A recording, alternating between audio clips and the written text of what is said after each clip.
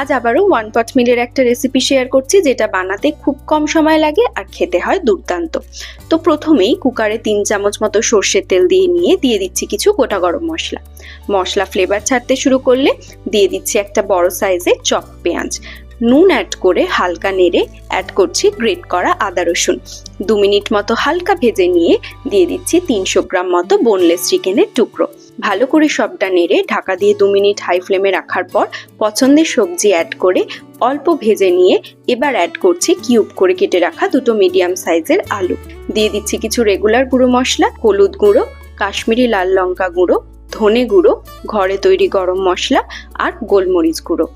এবার আগের থেকে ভিজিয়ে রাখা চালটা অ্যাড করে সবকিছুকে মিক্সড করে নিয়ে যে কাপ মেপে চাল নিয়েছি সেই কাপের 2 কাপ পরিমাণ জল অ্যাড করছি। দিলাম 2টো চেরা কাঁচা লঙ্কা, স্বাদ মতো চিনি, কিছুটা ঘরে বানানো গরম মশলা আর সামান্য পরিমাণ কেওড়া জল। এবার ফ্লেমটা হাই করে ঢাকনা দিয়ে আরো 5 মিনিট ফোটার জন্য ছেড়ে দিচ্ছি।